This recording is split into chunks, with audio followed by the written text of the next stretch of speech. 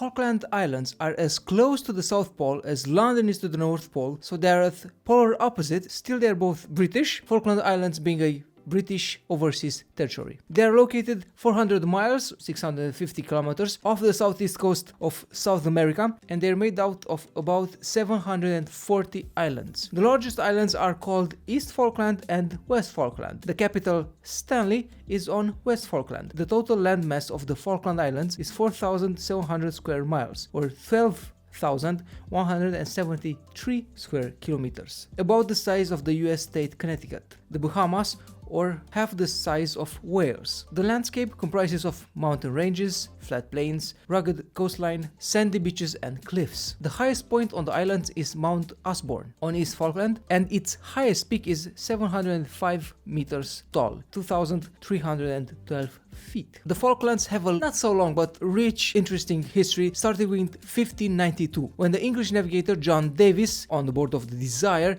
spotted the Falkland Islands for the first time. But historians aren't sure that the English navigator John Davis was actually seeing the Falkland Islands. The for sure date is in the year 1600, when the Dutchman Sebald de Werd made the first undisputed sighting. The English captain John Strong made the first recorded landing in the Falklands in 1690 and named the sound between the two main islands after Viscount Falkland, a British naval officer. The name was later applied to the whole island group. Still not the British made the first colony there. The French navigator Louis-Antoine de Bougainville founded islands for settlement on East Falkland in 1764 and named the islands the Malovignes. The British in 1765 were the first to settle West Falkland, but they were driven off in 1770 by the Spanish, who had bought out the French settlement in 1767. The British outpost in West Falkland was restored in 1771 after threat of war, but then the British withdrew from the island in 1774 for reasons of economy. They didn't have the means to maintain a colony there. Still, they didn't renounce their claim on the Falklands. They left, but it was still theirs. Spain maintained a settlement on East Falkland, which it called Soledad, until 1811, and in 1820, the Buenos Aires government, which had declared its independence from Spain in 1816, proclaimed its sovereignty over the Falklands. In 1831, the US warship Lexington destroyed the Argentine settlement on East Falkland in reprisal for the arrest of 3 US ships that had been hunting seals in the area. In early 1833, a British force expelled the few remaining Argentine officials from the island without firing a shot. In 1841, a British civilian lieutenant governor was appointed for the Falklands, and by 1885, a British community of some 1,800 people in the islands was self-supporting. Still, Argentina regularly protested British occupation of the island. The country thinking it was theirs. After World War II, the issue of sovereignty was passed to the United Nations. In 1964, the island's status was debated by the UN Committee on Decolonization. Argentina based its claim to the Falklands on papal bulls of 1493, modified by the Treaty of Tordesillas in 1494, by which Spain and Portugal had divided a new world between themselves, on succession from Spain, on the island's proximity to South America, and on the need to end a colonial situation. Britain, on the other hand, based its claim on its open continuous effective possession, occupation and administration of the island since 1833, plus its determination to apply to the Falklanders the principle of self-determination as recognized in the United Nations Charter. Britain asserted that far from ending a colonial situation, Argentine rule and control of the lives of the Falklanders against their wishes would in fact create one. In 1965, the UN General Assembly approved a resolution inviting Britain and Argentina to hold discussions to find a peaceful solution to the dispute. These discussions were still proceeding in February of 1982, but on April 2nd, Argentina's military government invaded the Falklands, this act starting the Falkland Island War, which ended 10 weeks later with the surrender of the Argentine forces at Stanley to British troops who had forcibly reoccupied the islands. Although Britain and Argentina re-established full diplomatic relations in 1990, the issue of sovereignty remained a point of contention. In the early 21st century, Britain continued to maintain some 2,000 troops on the island. Now it's reduced to around 350 troops. And since 2009, with a new constitution that came into effect, we have a stronger Falklands with a local democratic government and the right to determine the political status. In a referendum held in March 2013, islanders voted nearly anonymously to remain a British overseas territory, with 99.3% of the population saying that they want to be a British territory. We're going to see in the following minutes why being a British territory was important for the Falklanders. Still, the island, the country, isn't just history. Considered an outdoor paradise for nature lovers, the Falkland Islands offer numerous opportunities to capture amazing wildlife photography and scenic shots, whilst hiking and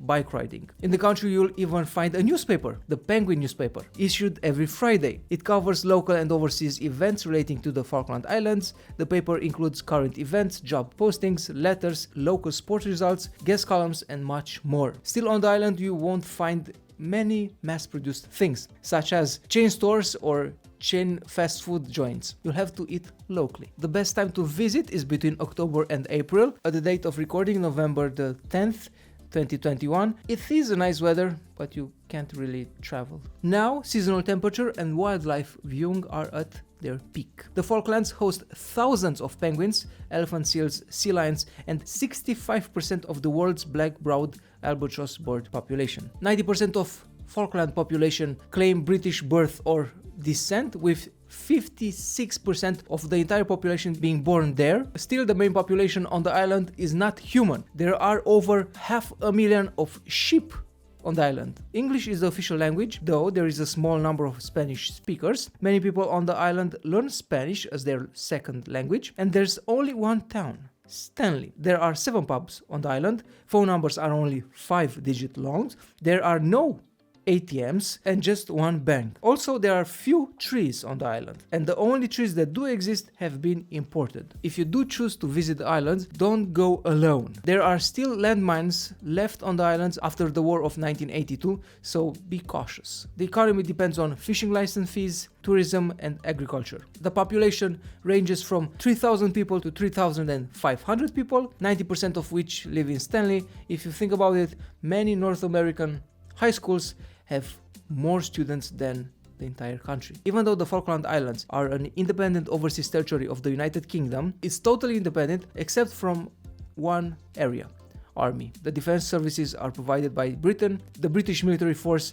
of 1,300 troops varies from time to time, dropping as low as 300 troops on the island. They're equipped with a variety of aircraft, surface-to-air missiles, and other weaponry, and the entire air force is military. You can land there, but it's an army base. Still, the country has its own currency, the Falkland pound. The islanders seem to be more British than the British themselves. They come across as a British country community of 50 years ago. Many places on the island are only accessible by air or with a four-wheel drive car, usually a Land Rover. The local term for everything outside the only city, Stanley, is camp, derived from campo, the Spanish word meaning countryside. Win this effect of life, be prepared for 4 seasons in one day and layers of clothing. The Falklands are home to more than 220 species of identified birds, delicate flora, and rugged geographical formations. There are 5 species of penguin: the king, Gen 2, with around a third of entire world's population of Gen 2 living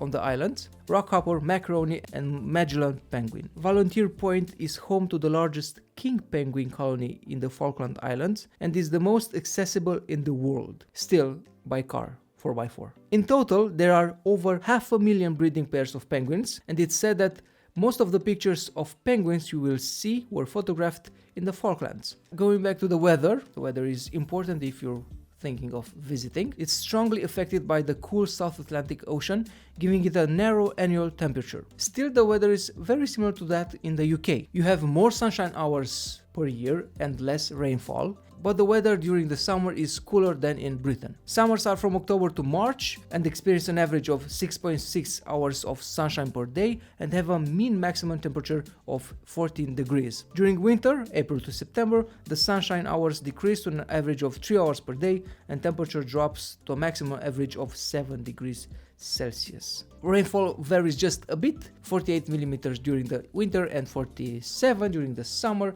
and winds also vary just a bit, 30 kilometers per hour during the winter and 27 during summer. You will find there a World War I memorial. During World War I, the Falklands was host to one of the largest naval battles that took place and concluded with a decisive British naval victory over the Imperial German Navy on the 8th of December 1914. A memorial stands in Stanley to commemorate the battle and the loss of life on both sides. How I said, Falkland has a government. Currently, no political parties are represented during elections, with all members being elected as independents. There's no formal opposition. Each member takes responsibility for a particular portfolio and works closely with the relevant departments, but does not have the role of a minister. You know what's really fun? At this point, with the channel being so absolutely small, nobody is watching the video to its end. In general, most people don't watch the video to the end. I could be saying anything.